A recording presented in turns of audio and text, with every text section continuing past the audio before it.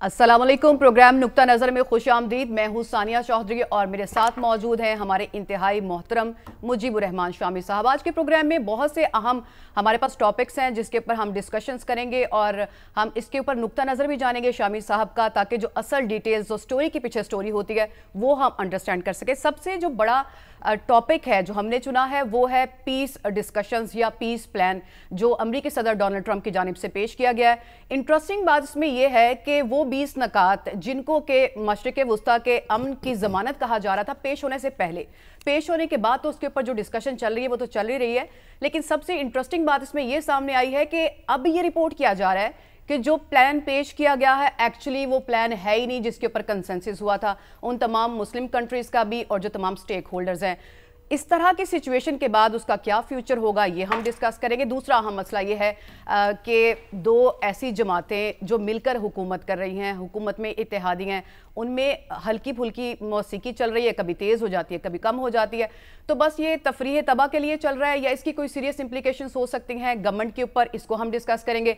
तीसरा एक अहम मसला जो अब पुराना हो चुका है वो है PTI की अंदरूनी लड़ाइयाँ। बैरूनी तौर पर तो उसको बहुत से महाज का सामना है, बड़े इशू वो फेस कर रही है, लेकिन उसके अंदर आपस में जो दस्तों गिरेबां होने वाली सिचुएशन है अब वो कुछ ज़्यादा सीरियस होती नज़र आ रही है। खुल के एक दूसरे पे इल्ज़ामात लग रहे हैं और वुज़रा से इस्तीफ़े भी लिए जा रहे हैं। तो क्या है ये सारी सूरत हाल और उसके पीछे छुपी बात क्या है वो हम जानेंगे मुजीबुर रहमान शामी साहब से। Sir, I want to begin with the piece plan. अभी पीस प्लान के बारे में जो ताज़ा तरीन चीज़ें रिपोर्ट हो रही हैं उसमें, और ख़ुद हमारा अपने मीडिया की तो बात एक साइड पे छोड़ दें, खुद अमेरिकी मीडिया ये डिबेट कर रहा है कि जो प्लान पेश हुआ है वो असल में वो प्लान ही नहीं है, और इसके ऊपर जो वो तमाम मुस्लिम कंट्रीज़ जिन्होंने अपनी सजेशंस दी थी, जिनका कंसेंसस कहा जा रहा था कि है, वो बहुत फ्यूरियस हैं इसके ऊपर। आप क्या समझते हैं कि इसके बाद क्या फ्यूचर होगा इस प्लान का? देखिए, जो निकात जिनको आखिरी शक्ल दी गई है उसमें कुछ ना कुछ इख्तलाफ है। इसाक डार साहब ने भी ये बात कही और कतर की तरफ से भी ये बात कही गई है, लेकिन मेरा ख्याल है वो जो इख्तलाफ ऐसा नहीं है कि जिसको समेटा ना जा सके या जिससे ये पूरा जो डिक्लेरेशन है वो सबोताज हो जाए। और हमास जो है उसकी तरफ से भी एतराज़ात किए गए हैं और ख़ास तौर पर जो उसके गैर मुसल्लह होने की जो बात की गई है उस पर उनको एतराज़ है।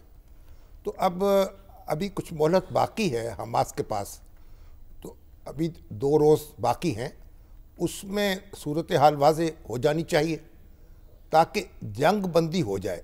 बुनियादी बात यह है कि जंग बंद हो जाए और उसके बाद जो फिर ये और जो इमदाद है वहाँ पहुँचनी शुरू हो जाए। तो जो इख्तलाफ पैदा हो रहा है या जो एतराज़ात आ रहे हैं फिर उनका सामना किया जाए और उनको रफ़ा करने की कोशिश की जाए। हमें देखिए इस पर बहुत तनकीद हो रही है और तनकीद तो ज़ाहिर है, जज्बात बहुत से लोगों के हैं। हमारे यहाँ भी मौलाना फजलुर रहमान साहब ने बड़े पुरजोर तनकीद की है। हमारे दूसरे साथी जो है मीडिया से ताल्लुक़ रखने वाले वो भी इसकी खामियत बयान कर रहे हैं और दुनिया भर में भी ये ज़ेर बहस है। देखिए, अब ये मामला होता है कि जब आप कोई भी इस तरह की सूरत हाल पैदा हो जाए तो किसी एक फरीक का 100% इत्मीनान नहीं हो सकता। बिल्कुल शामी साहब, मैं आपकी बात से 100% इत्तेफाक करती हूँ, लेकिन मेरा सवाल फिर यहाँ पे एक ये है जो मैं खुद भी अंडरस्टैंड करने की कोशिश कर रही हूँ। एक इतनी बड़ा मसला, जंग का मसला, एक खित्ते का मसला जहाँ पे आग समझिए कि एक जो है वो जल रही है 2 साल से, लेकिन आप एक प्लान के लिए टेबल पे बैठते हैं, दूसरों को भी इसमें शामिल करते हैं कि आए डिस्कशन करें, अपनी आप तजावीज़ भी दें, हम शामिल करेंगे। एट 11th आवर जो चीज़ सामने आती है वो होती नहीं है जो पेश की जाती है, और माना किसको जाता है? नेतन्याहू को, कि जो पहले ही जिम्मेदार है, जिन पे जेनोसाइड के भी इल्जामात लग रहे हैं। प्रेसिडेंट ट्रंप जो है ना, क्योंकि डिक्लेरेशन तो उनकी तरफ से आया है ना, उन्होंने कुछ एडजस्टमेंट्स कर ली होंगी नेतन्याहू से मिलके, लेकिन आप ये गौर कर लीजिए कि नेतन्याहू जो हैं उनकी भी बड़ी मुश्किल है। उन्होंने जो इब्रानी ज़बान में ख़िताब किया अपने लोगों से, वहाँ एक बिल्कुल एक दूसरी तस्वीर पेश करने की कोशिश की। बिल्कुल। तो सियासतदानों की बड़ी मुश्किलात हैं। उनका जो इख्तदार है तो उसको तो यानी बड़ा वो एक हचकोले खा रहा है, और फिर अगला इंतखाब जो है उसमें तो उनकी नैया डूब भी सकती है। अब आप ये देखिए कि आज जो एक बड़ा अखबार है इसराइल का, हार्ट्स, जी, उसमें एक तज्जिया छपा है, एक बड़े तारीखदान और अखबार नवीस हैं जोशुआ लीफर, ये डॉक्टर उसामा ने वहाँ से, उसामा शफीक हैं, हमारे बड़े दानिश्वर हैं और ये बरतानिया में मुकीम हैं। उन्होंने इस आर्टिकल का तर्जमा जो है आज शेयर किया हमारे साथ। उसमें अब ये जो मुसन्निफ है ये बहुत यानी एक अपना एक पस मंज़र रखता है, बड़ा रिच और बड़ी गहरी नज़र है इसकी इसराइली सियासत पर और इसराइल के मामलात पर। तो आज के अखबार में छपा है और उसमें वो ये कह रहा है कि नेतन्याहू जो है अब एक शिकस्त खुर्दा शख्स दिखाई दे रहे हैं आलमी सतह पर जी। गोया वहाँ अब उनके और उन्होंने वो कहते हैं एक जो वो एक गुज़श्ता दौर के आदमी मालूम हो रहे हैं, बस जो एक माजी का किस्सा है और उनके हरबे और अंदाज जो हैं वही पुराने नहीं लग रहे हैं। उनकी तकरीर भी बासी महसूस हो रही थी जो यूएनओ में तकरीर की है। तो ये एक बड़ा एक और उन्होंने इनके ऊपर यानी कहा है कि जो प्रेस कॉन्फ्रेंस थी मुश्तरका प्रेसिडेंट ट्रंप से, उसमें भी वो ये सियासी हकीकत को छुपा नहीं सके कि 2 साल जंग के बाद गजा की उनके पास अब कोई रास्ता नहीं बचा। यानी वहाँ ये बात कही जा रही है जो वहाँ के इंतहा पसंद है ना, कि भाई ये आपने क्या कर दिया, ये गजा में जंगबंदी क्यों कर ली, ये तो हमें आखिरी दम तक लड़नी चाहिए थी, तो फ़लस्तीनियों को तो बिल्कुल सबक सिखाना चाहिए था। तो एक वहाँ सूरत हाल बरपा है, एक हमारे यहाँ जाहिर है कि लोग वो भी एतराज़ करने वाले भी मौजूद हैं और जज्बात। लेकिन बुनियादी मसला ये है कि जब आप रब्ता करते हैं अपने फ़लस्तीनी भाइयों से, गज़ा में लोगों से बात करते हैं, यहाँ बैठते हैं और गौर करते हैं ये जो कुछ हुआ है, और इसमें पूरी मुस्लिम उम्मा जो है उसकी लीडरशिप शरीक है। 8 बड़े मुसलमान मुल्क हैं, उनके लीडर मिलके प्रेसिडेंट ट्रंप से उन्होंने एक डिक्लेरेशन तैयार किया है। उसमें थोड़ा बहुत जो मसला रह गया है अब उसको इम्प्रूवमेंट उसमें होनी चाहिए, लेकिन मेरा ख्याल है कि ये दस्तावेज़ बिल्कुल मुस्तरद नहीं होगी। और इसमें हम ज़रा हमारे साथ डॉक्टर हुसैन पराचा सब मौजूद हैं। माशाल्लाह बरसों वो अरबों को अंग्रेज़ी पढ़ाते रहे हैं और अरबों से अंग्रेज़ी सीखते रहे हैं, अरबों से अरबी सीखते रहे हैं और अंग्रेज़ी उनको सिखाते रहे। सऊदी अरब में उनका बड़ा एक अरसा क़याम रहा है और बड़ी उनकी नज़र है इन सब मामलात पर। तो डॉक्टर साहब ये बताइए इस वक्त गज़ा की क्या सूरत हाल है और दोस्तों से जो बात वहाँ हुई है आपकी, वो क्या महसूस कर रहे हैं? बिस्मिल्लाहिर्रहमानिर्रहीम। शामी साहब बहुत शुक्रिया। आज उनसे मेरी 2-3 दोस्तों से बात हुई है, वो भी मैं अर्ज़ करता हूँ। लेकिन पहले एक बात हमें समझ लेनी चाहिए कि इसराइल को वाकई एक बहुत बड़ा सेटबैक पहुँचा है, और वो सेटबैक ये है कि इसराइल के मंसूबे तो और थे। उसका मंसूबा ये था कि ग्रेटर इसराइल बनेगा। हाँ, उसका मंसूबा तो ये था कि गज़ा पर कब्ज़ा किया जाएगा, और ये भी था कि कोई हम जो है हमें खून खराबा रोकने की ना कोई जल्दी है ना कोई परवाह है, और हमें किसी तरह से भी गज़ा को रीबिल्ड करना ये हमारे प्रोग्राम का या मिशन का ना हिस्सा है, ना हम किसी को इजाज़त देंगे। आज वहाँ मेरी दोस्तों से बात हुई है और वो बड़े ही समझदार दोस्त हैं, फ़लस्तीनी दोस्त हैं। है जी, फ़लस्तीनी दोस्त। और फ़लस्तीनी दोस्त हमारे साथ ताइफ सऊदी अरब में ये इंग्लिश के टीचर्स थे और बाकी भी कोई जो है वो और तरह के कई डॉक्टर्स, और ये उनका कहना ये है कि हमारा अकीदतना फ़ी रब्बिना अकीदा कविया, कि अल्लाह पर हमारा अकीदा बड़ा मजबूत है। व क़ुलूबुना मिस्लल उसूद, और हमारे दिल शेरों की तरह हैं। इस वजह से ये न समझा जाए कि अगर हम कोई थोड़ी से आपको ज़मीनी हक़ाइक़ से आगाह कर रहे हैं तो आप ये समझे कि गोया हम खुदा न खास्ता हौसला हार बैठे। नहीं, हमारा जो है वो हौसला وہ مثل الجبال ہے. ڈاکٹر صاحب آپ بڑی انٹرسٹنگ بات کر رہے ہیں. میں یہاں پہ چونکہ ایک پوائنٹ میرے ذہن میں آیا تو میں آپ سے انڈرسٹینڈ کرنا چاہتی ہوں. زبردست اسپرٹ ہے ان کی, بہت زبردست ہے. اس بات کے اوپر وہ کیا کہتے ہیں؟ وہ تو بڑے اہم سٹیک ہولڈر تھے اس سارے تنازع میں, سب سے زیادہ مسئلہ ان کے ساتھ پیش آ رہا تھا, ان کو شامل نہیں کیا گیا, ان کا کنسنسس کیا کوئی لیا گیا اس ساری صورتحال میں, یا ان کو بالکل سائیڈ پہ کر کے؟ نہیں, اس میں یہ کہ پس منظر میں یہ بات موجود ہے کہ ایک ملک نے کہا تھا, عرب ملک نے, کہ ہم نے حماس سے کسی نہ کسی لیول پر جو ہے وہ بات کر لی ہے, تو یہ کنسنسس موجود ہے. لیکن اب جو وہ ہمیں زمینی حقائق دکھا رہے ہیں, ان حقائق کے یہ ہے کہ میں ایک دو جملے ان کے عربی میں پڑھ دوں اور باقی میں اس کے بعد جو ہے, انہوں نے کہا کہ لا عقل ولا شرب, لا حلیب ولا سکر, نہ کوئی جو ہے کھانے کی چیز ہے, نہ پینے کی چیز ہے, نہ کوئی بچوں کا دودھ ہے. اور اس دوست نے کہا کہ اپنی بھوک تو ہم برداشت کر لیتے ہیں, لیکن جب چھوٹے بچے آنکھوں کے سامنے بلکتے ہیں اور ہم دودھ بھی انہیں نہیں دے سکتے تو ہمارا کلیجہ بھی منہ کو آتا ہے. اور لا علاج ولا دوا, لا وظیفہ ولا عمل, نہ کوئی علاج ہے, نہ کوئی دوا ہے, نہ کوئی محنت مزدوری کی صورت ہے, کچھ بھی نہیں ہے. تو کیف جو ہے وہ اس صورت میں یعنی کیف نعیش, ہم کیسے زندہ رہیں گے؟ لیکن اس کے باوجود ہمارے حوصلے بلند ہیں.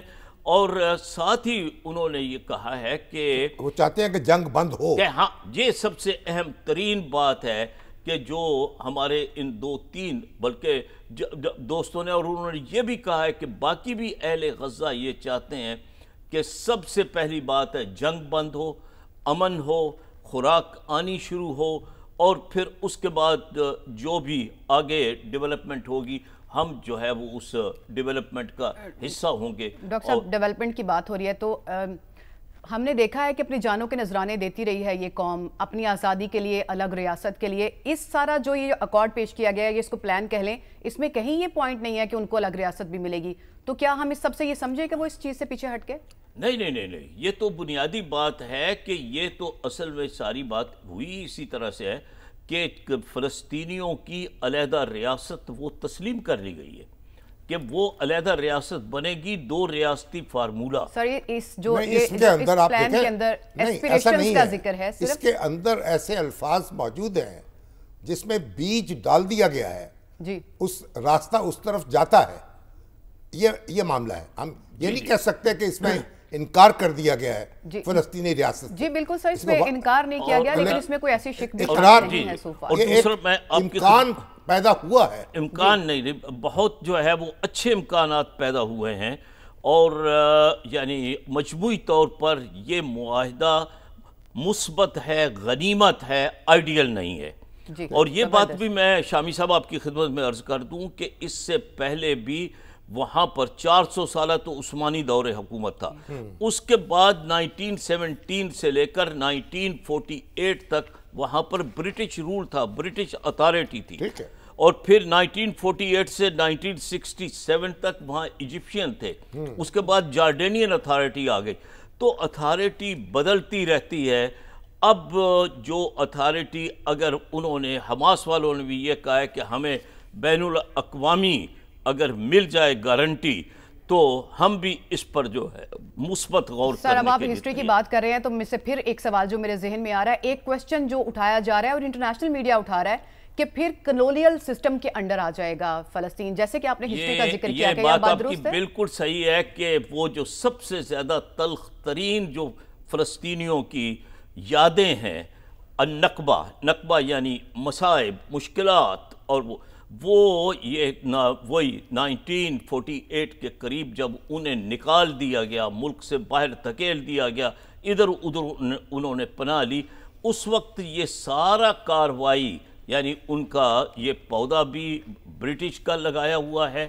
اور اسی وجہ سے ٹونی بلیئر کا جو نام آیا ہے کہ وہ پھر تو انہوں نے اس بات کو تقریباً سبھی مسلمان ملکوں نے بھی, عرب ملکوں نے بھی اس کو یکسر جو ہے وہ مسترد کیا ہے, اور یہی اشارہ دیا ہے کہ یہ بات بھی پہلے سمجھے اس میں موجود سر نہیں۔ آپ نے ٹونی بلیئر صاحب کی بات کی ہے، ان کی ہم کیا ہی بات کریں۔ شامی صاحب آپ سے میرا یہ سوال ہوگا، آپ دونوں سے دونوں جواب دینا چاہیں کہ یہ جو اس معاہدے کے پیچھے بھی انہی لوگوں کا نام آ رہا ہے، ایک تو چلیں ٹونی بلیئر صاحب کو نکال دیں تو داماد ہیں جو جیرڈ کشنر صاحب، ابراہیم اکارڈز میں بھی انہی کا نام تھا۔ آپ یہ سمجھتے ہیں کہ اس کو تھوڑا جوڑ کوئی ریلیونس دیکھتے ہیں ابراہیم اکارڈز کے ساتھ اس معاہدے کی؟ پہلی بات یہ ہے کہ آپ کنفیوژن میں اضافہ نہ کریں، جی نا۔ یہ جو معاہدہ ہے، یہ ڈیکلیریشن ہے، جی یہ کوئی مثالی ڈیکلیریشن نہیں ہے، لیکن آپ ایک صورتحال میں پھنسے ہوئے ہیں۔ غزہ میں زندگی جو ہے سانس لینا محال ہے، اب اس صورتحال سے آپ کو نکلنا ہے۔ ایسا نہیں ہے کہ حماس جو ہے اس نے فتح حاصل کر لی ہے، اب اس سے جناب آپ معاملہ کیسے کریں گے اور اس فتح کو پکا کیسے کریں گے؟ اور آپ کہہ رہے ہیں کہ حماس جو ہے میدان جنگ میں اس کو وہ سیٹ بیک ہوا ہے، جی اگری کوئی دنیا کی کوئی بڑی طاقت اس کی مدد کو نہیں آئی، بالکل، اور عالم اسلام جو ہے وہ بھی امریکہ سے لڑنے کے لیے تیار نہیں ہے، اس کی سکت نہیں رکھ رہا۔ تو ایسے ماحول میں جب آپ جنگ لڑ رہے ہوں اور آپ کے پیچھے کوئی مادی طاقت موجود نہ ہو جی اور امریکہ سے آپ کا پالا پڑا ہو اور وہ اسرائیل کے ساتھ جڑا ہوا ہو، تو آپ پھر کیا کریں گے؟ آپ ایسا نہیں کر سکتے کہ اپنے سارے مطالبات منوائیں گے۔ اب تو آپ کو ایک راستہ نکالنا ہے، جو راستہ نکالنا ہے ایک سپیس پیدا کرنی ہے اور ڈپلومیسی کو بروئے عکار آنے کا موقع دینا ہے۔ تو اس کو اس پس منظر میں ہر شخص کو سمجھنا چاہیے۔ اگر تو نعرہ تکبیر لگا کے پڑے رہیں، ہم یہاں بیٹھے ہیں اور وہ لوگ مرتے رہے وہاں، اور وہ ان کے لیے ان کی زندگی اجیرن ہو جائے اور غزہ پہ اسرائیل قابض ہو جائے، کیونکہ پریزیڈنٹ ٹرمپ نے کیا کہا کہ پھر یہ ہے کہ اسرائیل جو چاہے کرے اور ہم بیک کریں گے۔ اب اس میں یہ ہے کہ پریزیڈنٹ ٹرمپ جو ہیں وہ اس میں ایک اس کے ضامن کے طور پہ سامنے آئے جی، اور یہ مسلمان ملکوں نے یہ بات مناسب سمجھی ہے کہ ان کو آگے کیا جائے اور ان کو اس پر قائل کیا جائے کہ وہ امن قائم کریں اور فلسطینیوں کو جینے کا حق دیں۔ جی اور اس میں جو ایک روڈ میپ ہے، جو نکات ہیں اس کے اندر، وہ بالآخر ایک فلسطینی ریاست کی طرف جا رہے ہیں۔ ایک فلسطینی اتھارٹی تو موجود ہے نا، اس پر بھی انہوں نے کہا ہے کہ اس میں ریفارمز ہونی چاہیے، اس کو نصاب بدلنا چاہیے اپنا، پھر انتخابات ہونے چاہیے، اور جو فلسطینی اتھارٹی ہے، جو فلسطینی حکومت ہے اس وقت قائم، اس نے اس کو تسلیم کر لیا ہے، اس نے سارا تفصیل بیان کر دی ہے کہ ہم اس کے مطابق یہ کریں گے، اصلاحات لے کے آئیں گے، انتخابات کرائیں گے، اس میں شریک ہوں گے۔ تو اس لیے شامی صاحب میری انڈرسٹینڈنگ کے لیے ایک چھوٹی سی بات اگر آپ اور بتا دیں، فلسطینی کس کو زیادہ مانتے ہیں؟ اتھارٹی کو زیادہ مانتے ہیں، حماس کو زیادہ مانتے ہیں، یا کس کو مانتے ہیں؟ اس وقت یہ وہ ابھی کرتے ہیں اس میں بات، یہ زیادہ ماننے کی یا کم ماننے کی بات نہیں ہے۔ حماس نے ایک جنگ کا آغاز کیا تھا، اس میں وہ اسرائیل جو ہے اس کے عزائم کو شکست نہیں دے سکی۔ صحیح، اسرائیل جو ہے اس کی حمایت، اس کے خلاف جو ہے کوئی اس کو مدد حاصل نہیں ہو سکی دنیا سے، اور امریکہ جو ہے اس کے ساتھ کھڑا ہو گیا۔ تو اب ایسے ماحول میں جب جنگ کے میدان میں آپ وہ حاصل نہ کر سکے جو حاصل کرنے کا خواب دیکھ رہے تھے، تو پھر آپ کو کوئی ایڈجسٹمنٹ تو کرنی پڑے گی۔ آپ کو جو بھی راستہ ملے، جو بھی سپیس ملے، اس سے آپ نے فائدہ اٹھانا ہے اور آگے بڑھنا ہے۔ جذبات ہمارے بھی بہت برانگیختہ ہو سکتے ہیں، جذبات ہمارے بھی شدید ہو سکتے ہیں، مولانا فضل الرحمان صاحب کی طرح سے، ہمارے دوسرے دوستوں کی طرح سے، لیکن اور تمام علماء، مگر سوال یہ ہے کہ ہمارے جذبات تو برانگیختہ ہوں گے، قیمت تو اس کی غزہ کے لوگ ادا کر رہے ہیں، ہزاروں لوگ مارے جا چکے ہیں، بے گھر ہو چکے ہیں، اور مزید جو ہیں ان کے اوپر تلوار لٹکی ہوئی ہے، بھوک ان کا تعاقب کر رہی ہے، بلکہ ان کو گھیرے میں لے چکی ہے۔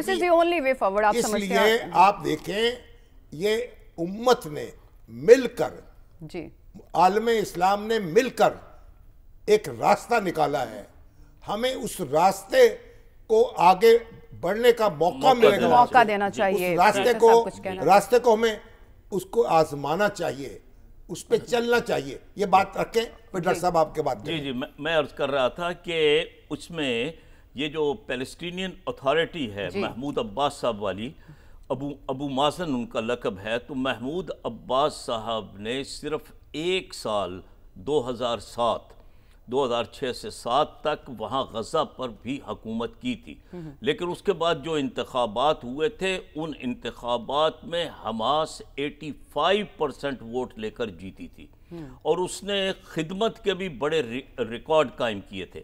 اب اس کا اس وقت حماس کا، یعنی حماس کے اہل نظر لوگوں کا، ان کے دانشوروں کا، ان کے سیاستدانوں کا، ان کے مدبرین کا یہ امتحان ہے، اور وہ امتحان یہ ہے کہ وہ بھی راستہ نکالیں، اور وہ راستہ یہ ہے کہ وہ انتخابات کے لیے زیادہ سے زیادہ کوشش کریں، اور ظاہر ہے کہ اس طرح سے پارٹیاں اپنے نام بدلتی رہتی ہیں، ان کے سیاسی ونگ کا کوئی بھی نام ہو سکتا ہے، اور وہ اس میں جو ہے وہ حصہ لیں گے، تو پھر بھی لوگ، کیونکہ محمود عباس صاحب کے بارے میں کوئی اتنی بڑی مثبت رائے وہاں پر نہیں ہے۔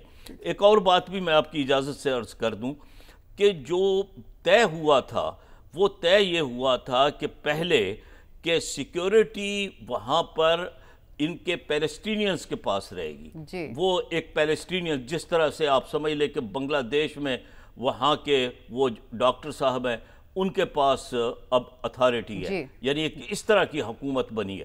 تو اب بعد میں نیتن یاہو نے کہا ہے کہ سیکیورٹی ہمارے پاس رہے گی، تو اس پر ہمارے اسحاق ڈار صاحب نے بھی، وزیر خارجہ، اور اس علاوہ قطر نے بھی، اور بھی کئی ممالک نے ریزرویشنز کا اظہار کیا۔ اور دوسری بات یہ تھی کہ ٹرمپ صاحب نے پتہ نہیں کہاں سے آ کر جو ہے وہ ابراہم ایکارڈ، معاہدہ ابراہیمی کا بھی ذکر کر دیا، تو وہ جو مسلم لیڈرز نے جو دیا تھا انہیں وہ اپنا پہلا فارمولہ، اس میں ان دونوں چیزوں کا کوئی ذکر نہیں تھا۔ بالکل ٹھیک ہو گیا۔ اچھا، آپ دونوں کا یہ خیال ہے کہ دس از دی اونلی وے فارورڈ، اور ہمیں گراؤنڈ ریالٹیز کو سمجھ کے آگے چلنا ہوگا؟ سر آگے بڑھے، چارہ کیا ہے جنگ کے میدان میں جب جوہر نہیں آپ دکھا سکے پھر ماننا پڑتی ہے، ماننا پڑے گا، پھر ایک راستہ نکالنا پڑے گا۔ جی سر، حماس کے کیونکہ اب کہا یہ جا رہا ہے کہ بال جو ہے حماس کے کورٹ میں ہے، اس نے آنسر کرنا ہے، اس نے ماننا، نہیں بھی مانے گا تو یہی چلے گا، لیکن حماس کی طرف سے سر بات چیت جو چل رہی ہے جو دوحہ میں، اس کے اوپر انہوں نے کچھ اپنے معاملات اپنے جو سامنے رکھے ہیں، اس میں یہ کہا ہے کہ جو انخلا کے معاملے کے اوپر اور جو ڈی ویپنائز کرنے کے معاملے کے اوپر وہ چاہ رہے ہیں کہ ان کو اعتراضات ہیں۔ جی دیکھیے، اب یہ بات ایک بنیادی بات سمجھ لیں نا کہ حماس جو ہے اس وقت اب زخم خوردہ ہے، جی ٹھیک ہے، وہ اسرائیل کے ساتھ وہ سلوک نہیں کر سکی کہ اسرائیل اس کے مقابلے میں ہتھیار ڈال دے۔ ٹھیک، تو جب ایسی صورت میں جب جنگ کے میدان میں آپ مطلوبہ نتائج حاصل نہ کر سکیں تو پھر صلح کے وقت بھی یا معاملے کو طے کرتے ہوئے بھی آپ کی ساری شرائط نہیں مانی جا سکتی، پھر تو آپ کو ایڈجسٹمنٹ کرنی پڑے گی۔ بہرحال ابھی تو بھی بات چیت جاری ہے، ہم دیکھتے ہیں کہ کیا نتیجہ نکلتا ہے۔ فیصلہ تو انہوں نے کرنا ہے یا مسلم امہ کی جو لیڈرشپ ہے اس کو کرنا ہے۔ اب یہ جو 8 ممالک ہیں جو اس میں پریزیڈنٹ ٹرمپ سے جن کے رہنما ملے تھے، اب اس میں ترکی کے صدر اردوان بھی شامل ہیں، پاکستان کے وزیر اعظم شہباز شریف بھی شامل ہیں، اور پھر دوسرے ملک جو ہیں ان کے رہنما بھی، سعودی عرب ہے، قطر ہے، متحدہ عرب امارات ہے، انڈونیشیا ہے۔ تو اب ان کی ذمہ داری ہے، یہ قطر ہے، کہ یہ سارے جو ہیں اس معاملے کو سنبھالیں، اور اگر ضرورت ہو تو پریزیڈنٹ ٹرمپ سے دوبارہ جا کے ملاقات کریں۔ صحیح ہو گیا۔ ایک شامی صاحب اگر آپ اجازت دیں تو میں بس چند سیکنڈز میں ایک بات عرض کروں کہ یہ بات اپنی جگہ پر بالکل ٹھیک ہے کہ اس میں آگے بڑھنے کی ضرورت ہے، لیکن انہیں بھی جو ہے کوئی ایسا باعزت طریقہ اختیار کرنا چاہیے، خاص طور پر وہاں سے ان کی اسرائیلی فوجوں کے انخلا کا، جو کہ انہوں نے کہا ہے جی کہ یہ بتدریج ہوگی، تو جب معاہدہ ہو جائے، امن قائم ہو جائے تو ان فوجوں کا انخلا ہونا چاہیے۔ اور دوسری بات یہ ہے کہ خود اسحاق ڈار صاحب نے کہا ہے، انہوں نے کہا ہے جی کہ ہم تقریباً 20,000 پاک فوجی بھیجنے کو تیار ہیں۔ یہی بات انڈونیشیا نے کہی ہے، ہم 20,000 فوجی بھیجنے کو تیار ہیں۔ اگر اس بات کو تسلیم کر لیا جاتا ہے تو یہ ایک بہت بڑی پیش رفت ہوگی، اس سے وہاں کے اہل غزہ کو، اہل فلسطین کو، بلکہ سارے عربوں کو ایک حوصلہ اور ہمت اور کانفیڈنس جو ہے صحیح سر، اس میں ایک انٹرسٹنگ بات جو پازیٹیو بھی ہم یہ کہہ سکتے ہیں، کہا یہ بھی جا رہا ہے کہ یہ ایبسولوٹ نہیں ہے، ایوالونگ ہے. اس میں ظاہر ہے ابھی ایک انیشل پلان دیا گیا ہے، ڈسکشنز آئیں گی تو ان کو اکوموڈیٹ بھی کیا جا سکتا ہے. یہ اس میں ایک اور پازیٹیو چیز ہے. آپ سب کے ساتھ اگری کرتے ہوئے میں یہ کہوں گی بات جو ہے جی جنگ بند ہو جی جی اور امدادی کاروائیاں شروع ہوں. بالکل. وہاں جو بھوک اور پیاس سے لوگ بلک رہے ہیں ان تک امدادی سامان پہنچے، خوراک ان تک پہنچے، سانس لینے کا ان کو موقع ملے، انہیں کوئی سکون تھوڑا سا میسر آئے. ہزاروں لوگ تو تہتے ہو چکے اور جو باقی ہیں وہ تو ان کی زندگی کا کچھ سامان ہو، اور اس کے بعد جو بھی یہ نکتے ہیں ان پہ بحث ہوتی رہے، ان کا معاملہ کیا جائے. میں تو پہلے بھی عرض کر چکا کہ ہمارے رہنما جو ہیں ان کو دوبارہ جانا پڑتا ہے تو دوبارہ جائیں وہاں اور پریزیڈنٹ ٹرمپ سے بات کریں اور اس معاملات کو آگے بڑھائیں. اس لیے کہ پریزیڈنٹ ٹرمپ جو ہیں وہ اس وقت امن کے ایک پیغامبر کے طور پر اپنے آپ کو پیش کر رہے ہیں. اس چیز کا فائدہ اٹھانا چاہیے. ہمیں اس سے فائدہ اٹھانا ہے اور وہ اپنے سر پہ جو سیرا سجانا چاہتے ہیں تو ہمیں بتانا چاہیے کہ اس کے لوازمات کیا ہوں گے اور اس کے لیے آپ کو کس طرح ایڈجسٹمنٹ کرنی پڑے گی. پھر نیتن یاہو جو ہے اگر پریزیڈنٹ ٹرمپ اس کے تھوڑا سا بھی اس کے پیچھے سے کھسک جائے تو نیتن یاہو جو ہے وہ پھر کچھ نہیں کر سکے گا. میں یہ اس کو جاری رکھنا چاہتی ہوں لیکن یہاں پہ ہمیں ایک بریک شامل کرنی ہے. بریک سے واپس آئیں گے تو گفتگو کا سلسلہ یہیں سے جاری رکھیں گے. اسٹے ود اس.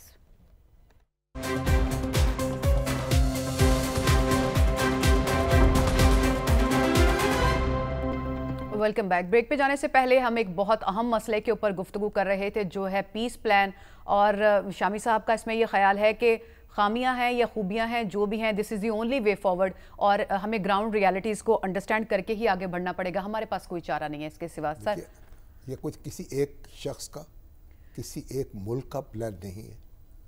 یعنی مسلم امہ کے جو نمائندے ہیں سب نے اکٹھے ہو کر اس پلان کی تیاری میں حصہ لیا ہے جی، اور ہم یہاں بیٹھ کر اس کو یکسر مسترد نہیں کر سکتے. اور ابھی یہ تجویز ایک پیش ہو رہی، ڈاکٹر مریا لودھی صاحبہ کی میں بات سن رہا تھا، وہ کہہ رہی ہے کہ اس کو UN میں پیش ہونا چاہیے اور سیکورٹی کونسل کا ٹھپا لگانا چاہیے اس پر. تو تب اس کا جو یہ معاہدہ ہے یا ڈیکلیریشن ہے اس کی حیثیت زیادہ معتبر ہو جائے گی. ہو سکتا ہے یہ بھی اس بات پہ بھی غور کر لینا چاہیے. لیکن سیکورٹی کونسل کا ٹھپا لگ بھی جائے، اب آپ دیکھ لیے کتنی قراردادیں ہیں سیکورٹی کونسل کی جن پہ عمل ہو رہا ہے کہ نہیں ہو رہا، اور پھر اگر عمل کرنے کی جب باری آتی ہے تو ویٹو آ جاتا ہے امریکہ کا. بالکل جی. تو اس لیے بنیادی بات جو ہے وہ یہی ہے کہ امریکہ جو ہے کمٹمنٹ جو کر رہا ہے اس کو پورا کرے جی. یہ اور اسی کے نتیجے میں کو حالات کو تبدیل کیا جا سکے گا. اور امریکہ پہ جتنا بھی ہم پریشر بڑھا سکتے ہیں اخلاقی، سیاسی، سفارتی، وہ بڑھانا چاہیے. بہرحال یہ مسلم امہ کے جو لیڈرز ہیں ان کو اب پیش قدمی کرنی ہے اور صورتحال کو سنبھالنا ہے. اس کے علاوہ اور کوئی چارہ نہیں ہے ہمارے پاس. ٹھیک ہو گیا. شامی صاحب آگے تھوڑا سا ملکی سیاست کی بات کر لیتے ہیں. ایک طرف تو بڑے دنیا میں یہ مسئلے چل رہے ہیں بڑی جنگوں کے، اور ایک ہلکی پھلکی لڑائیاں یہاں پہ بھی چل رہی ہیں. اتحادی جماعتیں ہیں، دو پیپلز پارٹی، مسلم لیگ نون، لیکن تھوڑی موسیقی چل رہی ہے. لوگ یہ کہہ رہے ہیں کہ تفریح تباہ کے لیے ہے کیونکہ کوئی اپوزیشن نہیں ہے تو آپس میں اپوزیشن کھیل لیتے ہیں. آپ کا کیا خیال ہے؟ بات ختم ہو گئی. جب اپوزیشن نہیں ہے تو ایک دوسرے میں آپس میں کہ چلیے چھیڑ چھاڑ چلی جائے، ذرا آپ کا بھی دل پشوری ہو جائے گا، کچھ ہمیں بھی تو کوئی مزاحیہ پروگرام دیکھنے کا موقع ملے گا. اصل میں بات یہ ہے کہ جو پیپلز پارٹی کے اندر بھی خاص طور پہ پنجاب میں جی ایسے لوگ موجود ہیں جو مسلم لیگ سے خار کھاتے ہیں. ٹھیک ہے نا، اور وہ جذبات کا اظہار کرتے ہیں اور بڑی تلخیر میں پیدا ہو جاتی ہے. اور پھر اب یہاں پھر مسلم لیگ نون جو ہے اس کو بھی غصہ آ جاتا ہے. تو میرا خیال ہے کہ اب یہ دونوں اتحادی ہیں. دیکھیے یہ صوبہ پنجاب کی جو حکومت ہے نا وہ تو پیپلز پارٹی کی محتاج نہیں ہے. صحیح. اس کو تو ایبسولوٹ میجورٹی حاصل ہے سنگل ہیڈڈلی. پنجاب اسمبلی میں مسلم لیگ نون جو ہے اس کو اکثریت کی حمایت حاصل ہے واحد جماعت کے طور پر. اور سندھ جو ہے اس میں مسلم لیگ نون جو ہے وہ سندھ اسمبلی میں تو اس کا وجود ہے نہیں, اور سندھ اسمبلی میں مسلم لیگ نون کی کوئی ضرورت نہیں ہے, صحیح, پیپلز پارٹی کو. تو سندھ حکومت کو مسلم لیگ نون کی ضرورت نہیں ہے, اور پنجاب حکومت کو پیپلز پارٹی کی ضرورت نہیں. لیکن جو بات سمجھنے کی ہے وفاق میں جو ہمارے ہیں مریم بی بی کے جو چچا ہیں بالکل شہباز شریف, ان کی حکومت جو ہے وہ پیپلز پارٹی کی حمایت کی محتاج ہے. بالکل, اگر پیپلز پارٹی روٹس جائے تو مسئلہ خراب ہو سکتا ہے. تو شامی صاحب امپلیکیشنز کوئی ہو سکتی ہیں سیریس؟ نہیں, میرا خیال ہے کہ اس کو سنبھال لیا جائے گا. سر ہو رہی ہے, ٹاک تو شروع ہوئی ہے, آج ایک مرحلہ ہوا ہے حکومتی وزراء کے درمیان اور پیپلز پارٹی کے بیچ. اسحاق ڈار صاحب سے ملاقات تھی ان کی آج. جی جی بالکل, ڈسکشن ہوئی, اور بھی لوگ شامل تھے, قمر زمان قاہرہ ہیں, دوسرے لوگ ہیں, بڑے ڈھنگ کے لوگ ہیں, معاملات کو سنبھالنے والے. قمر صاحب نے ایک بات کی ہے خاص طور پہ, اور پرانے زخموں کا انہوں نے تذکرہ کیا. انہوں نے کہا ہے کہ دیکھیں پرانے لہجے استعمال نہ کریں, جس طرح پہلے ہم حکومت سے الگ کیا گیا تھا ہمیں وہ یاد ہے. پرانے زخم تو موجود ہیں نا, تو پھر ہرے ہو جاتے ہیں آنے بہانے. لیکن میرا خیال ہے کہ یہ سب کو ذمہ داری کا ثبوت دینا چاہیے, اور جب آپ یہاں ہماری جو حکومت ہے پنجاب کی اس کو بھی, اور پیپلز پارٹی کے جو رہنما ان کو بھی, وہ جو الفاظ کا زخم ہے نا وہ تلوار کے زخم سے گہرا ہوتا ہے. تو جب آپ تو پھر ایسا ہوگا نا کہ چچا کی حکومت خطر میں پڑ جائے تو بھتیجی کو چین تو نہیں آئے گا, یہ بھی سمجھنا چاہیے نا. جی جی. اور پیپلز پارٹی کو بھی سمجھنا چاہیے, پیپلز پارٹی یہاں پنجاب میں اپوزیشن کا رول ادا کرنے کی کوشش کر رہی ہے. صحیح. اس میں وہ بعض اوقات بہت آگے چلی جاتی ہے. اب ہمارے منظور چودھری صاحب ہیں, ہمارے وہ چند صاحب ہیں, جی, تو مطلب ہے کہ ظاہر ہے جتی ستی لوگ ہیں یہ, تو ہر وقت کشتی کھیلنے کے لیے تیار رہتے ہیں. تو ان کو بھی چاہیے تھوڑا سا تحمل کریں. اب جو بپتا آپ پہ پڑ گئی ہے وہ تو اس کو آسانی سے تو ختم نہیں ہوگی نا, اس لیے آپ معاملات کو آگے چلنے دیں. جو شکوے شکایت پھر جو بھی ہے, جو تجاویز ہیں, جو چیزیں, اور ابھی تو ایک یعنی بے معنی گفتگو ہو رہی نا.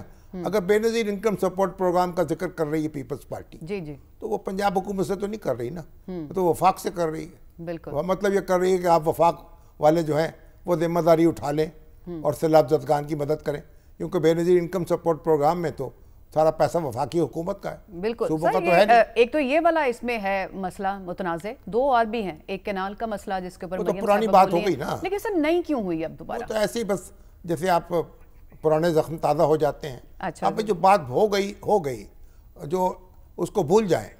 آپ تو پانی کی قلت سے پریشان تھے, ہم آپ پانی کی کثرت سے پریشان ہیں. پانی تو اگلے سال پھر آنے کا ارادہ رکھتا ہے. سو دونوں طرف آپ یہ سمجھتے ہیں, دونوں طرف آپ سمجھتے ہیں کہ حوصلے کا مظاہرہ کرنا چاہیے. یہاں پہ ہمیں ایک بریک شامل کرنا ہے, وہاں پہ ہم ایک شارٹ کمرشل بریک ہم شامل کریں گے. Stay with us.